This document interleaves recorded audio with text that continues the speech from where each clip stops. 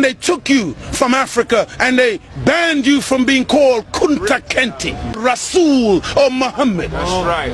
When they took us on that westerly course, then they forced us into their names. Teach. And they called us Smith, Jones, Robinson, Green, Brown, Hogg. A black man called Mr. White. And when we go to China, and we put our passport down, and the Chinese immigration control official looks at that passport and he sees Mr. White, he expects to see a white man. And when he sees the black man, he says, uh-oh, this man doesn't know who he is. But many of us as black people today, we're very foolish people. Because we don't understand why another man gives you his name. Because when he gives you his name, the giving of another's name denotes possession. It means he owns you. As long as you're walking in another man's name, he knows he owns you. You can talk as strong as you like. Yeah, I'm for black, yeah, Mrs. White. Yeah, they're laughing at you. Because they know that when you take another's name, that's why in marriage, in the tradition of marriage, the woman takes the man's surname. Go ahead. And leaves her maiden name, because that taking of the other's name denotes possession. In the event of divorce, you don't walk around with the other man's name. You now relinquish that name because you're no longer with that one. What brings about insecurity is when you have a false concept of yourself. And the false concept of self is white supremacy. They believe that they are better because they are white. And as a result, see, when a man has that kind of silly mentality, Hitler had the silly mentality that the white man, the Aryan, is superior. So then at the Olympics, Jesse Owens kicks up all the Aryans. Hitler is outraged. He's angry. The white man pushing white supremacy. That's why they would cut off our penis when they would lynch us. Penis envy. They're afraid of the black man because of our potency, because of our manliness. Because when you look at the black man, he's a real man. He's strong. So then they would have us as mandingos, fighting one another. That's why even today, they want to be the heavyweight champion of the world. They can't find a white man to do it. So they tried to turn a black man, Frank Bruno, into a white man. They called him the Great White Hope. They're desperate. We're not allowed to play golf. Why are we not allowed to play golf? Because we are inferior. We can't play the game. But let one black man into golf. Then all of a sudden there's a tiger in the woods. And he doesn't just play golf, he becomes the master. We're not allowed to play tennis. Let black people into tennis. We go straight to Wimbledon and win it in 1935. A black woman. Now Venus and Serena, they run out of opponents. They have to play each other. The white people cannot compete on an even playing field. They let us into athletics. You can't run like us. You let us into any field of endeavor, we dominate it. So they feel, and they become very afraid of anything that goes contrary.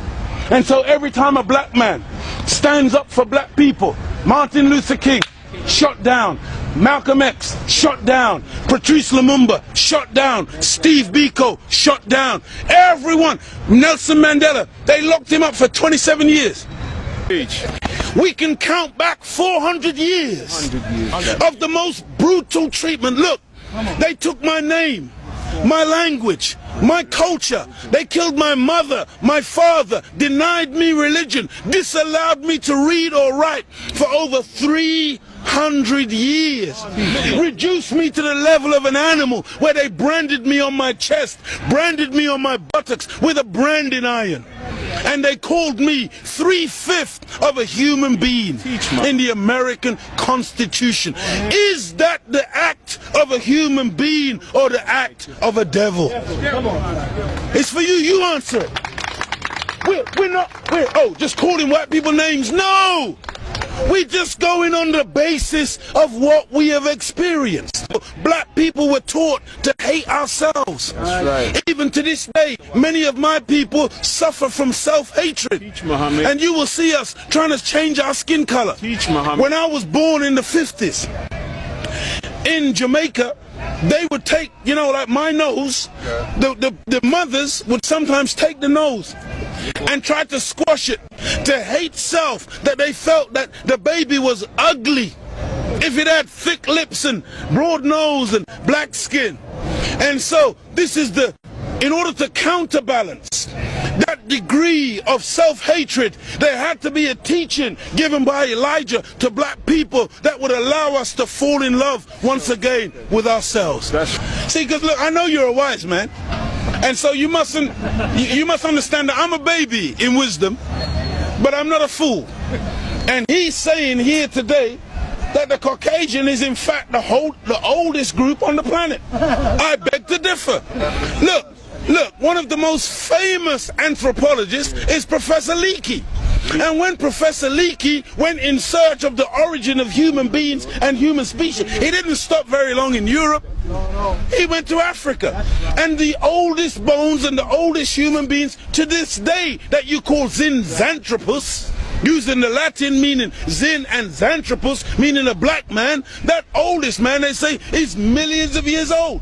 You went back and found one even older than that. You called her Lucy, a black woman. Go ahead. And every sensible historian, anthropologist today agrees that the black man is the father of human beings. Even your geneticist, Mr. Mendel. Go ahead, go ahead. You have Mendel's law. Go ahead. Mendel says that light eyes are recessive, light skin is recessive. You can take the recessive, the dark skin is dominant, the dark eyes are dominant. You can take the recessive from the dominant, but you can't get the dominant from the recessive. This is Mendel's law. And so all of your scientists have proved that you can't look. Black is not even a color. That's right. Black is the mother and father of all colors. And if you want a baby, even if the woman is a white woman, the baby has to come out of the triple darkness of her womb. And this is the origin of all life. Within the black, you have the whole color spectrum. But in white, two white people laying down together, they can only produce white. But two black people in darkest Africa can lay down together and produce albino with blonde hair and blue eyes. That's right. Teach, Muhammad. This happens all the time. And so we need to really get these facts correct today and understand that as gray as your hair is, you are listening to your father today. Teach, Muhammad. This is daddy talking. Teach. And we mustn't turn. No, this is true. I'm not mocking. The white man, he came into what he called a new world. Teach, Muhammad. And so all of a sudden you started to name things. Teach, Muhammad. So that's why you called it America. Based on, what was his name?